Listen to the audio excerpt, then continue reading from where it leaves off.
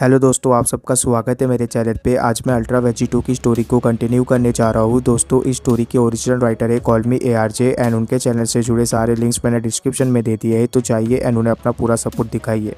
दोस्तों, ये ultra veggie 2 का स्पॉइलर है, तो चलिए ज़्यादा देर ना करते हुए वीडियो को स्टार्ट करते हैं। पिकोलो के उस अटैक के बाद वहाँ पर सिर्फ धुआं के अलावा और कुछ भी नहीं बचता। जैसे ही पिकोलो अपने ओपोनेंट को ख़त्म करता है, वैसे ही पिकोलो एकदम से निकल पड़ता है यामचा को ढूंढने के लिए। पिकोलो बोलता है कि यामचा, मैं आ रहा हूँ, तुम बस अपने आप को ज़िंदा रखने की कोशिश करना। पिकोलो हर तरफ यामचा को ढूंढने की कोशिश कर रहा होता है। पिकोलो बोलता है कि आखिर वो गया तो गया कहाँ? मैं यहाँ पर किसी भी डीमन की एनर्जी को भी नहीं सेंस कर पा रहा हूँ। आखिर यहाँ पर हुआ तो हुआ क्या? तभी एकदम से पिकोलो की किसी चीज़ के ऊपर नज़र पड़ती है, जिसकी वजह से पिकोलो बोलता है कि ज़रा रुको, आखिर वो कौन है? आखिर यामचा के पास वहाँ पर कौन खड़ा हुआ है?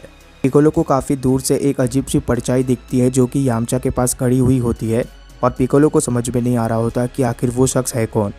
पर जैसे ही पिकोलो उस परछाई के नज़दीक जाता है, वैसे ही पिकोलो को एहसास हो जाता है कि आखिर वो शख्स है कौन, जिसके वजह से पिकोलो की आंखें एकदम से खुल जाती है। पिकोलो काफ़ी ज़्यादा हैरान लग रहा होता है। पिकोलो बोलता है कि नहीं, ऐसा नहीं हो सकता, ये तो हो ही नहीं सकता। तभी एकदम से पिकोलो यामचा के पास चला जाता है। यामचा की इस तरीके की हालत को देखकर पिकोलो को भी काफ़ी ज़्यादा बुरा लग रहा होता है। पिकोलो बोलता है कि यामचा, मुझे तो विश्वास ही नहीं हो रहा है। वहीं पर दूसरी तरफ यामचा की बेजान बॉडी ज़मीन के ऊपर पड़ी हुई होती है। इसके बाद तुरंत ही पिकोलो अपने इमोशन को कंट्रोल करता है और एकदम से वीस से बातें करने लग जाता है। पिकोलो बोलता है कि तुम्हें काफ़ी अच्छा लगा होगा कमज़ोर के ऊपर अटैक करके। क्या मैंने सही कहा वीस? तो आखिर इस तरीके से तुम गॉड्स हम हेल्पलेस मॉर्टल्स का हेल्प करोगे और हमें प्रोटेक्ट करोगे। तुम गॉड्स और एंजल्स तो बिल्कुल भी वैसे नहीं हो जैसा बताया जाता है।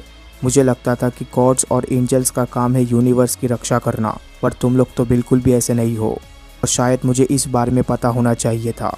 शायद मुझे पता होना चाहिए था कि तुम भी इन गॉड्स और एंजल में से ही हो वीस। तभी इस बात को एकदम से वीस सुनकर बोलता है कि नहीं पिकोलो, इस सिचुएशन को देखकर तुम मेरे बारे में बहुत कुछ गलत सोच रहे रहोगे, पर मुझे भी ये करने में मज़ा नहीं आता। पर एक बात मैं तुम्हें याद दिला देना चाहता हूँ जो कि तुम भूल चुके हो। गॉड ऑफ डिस्ट्रक्शंस और एंजल्स, इन दोनों को ही यूनिवर्स को प्रोटेक्ट करने के लिए नहीं रखा जाता है। गॉड ऑफ डिस्ट्रक्शन का काम बस ये है क्रिएशन और डिस्ट्रक्शन के बीच बैलेंस को मेंटेन रखना। तभी इस चीज़ को सुनकर पिकोलो को एकदम से गुस्सा आ जाता है। पिकोलो बोलता है कि चाहे तुम कुछ भी कहो, तुमने आज जो किया इससे यही साबित हो जाता है कि तुम भी बाकियों जैसे ही हो। तुम्हें पता है, जब मैंने वेजी 2 की स्टोरी सुनी कि किस तरीके से तुमने वेजी 2 की मदद की, और तुम ही वो शख्स थे जिन्होंने गॉड ऑफ डिस्ट्रक्शन को भी रोकने की कोशिश की थी अर्थ को डिस्ट्रॉय करने से, तब मैंने तुम्हारे लिए कुछ महसूस किया था।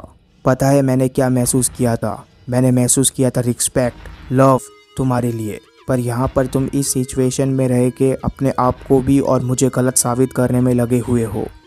क्यों वीस? आखिर ये सब करने की ज़रूरत क्यों पड़ गई तुम्हें? तभी वीस जवाब में बोलता है कि मुझे काफ़ी अच्छा लगा कि तुम मेरे बारे में इतना सब कुछ सोचते हो पिकोलो।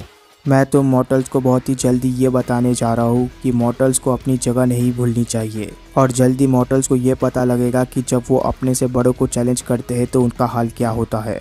विश्वास रखो, मैं एक एंजल हूँ जिसे ओमनी किंग ने ऑर्डर दिया है, और तुम ये चाहते हो ना कि मैं तुम्हें ये बताऊँ कि आखिर मैं ये सब कर क्यों रहा हूँ। तो इस सवाल का खोज भी यहीं पर ख़त्म होगा जिस तरीके से यामचा का ख़त्म हुआ।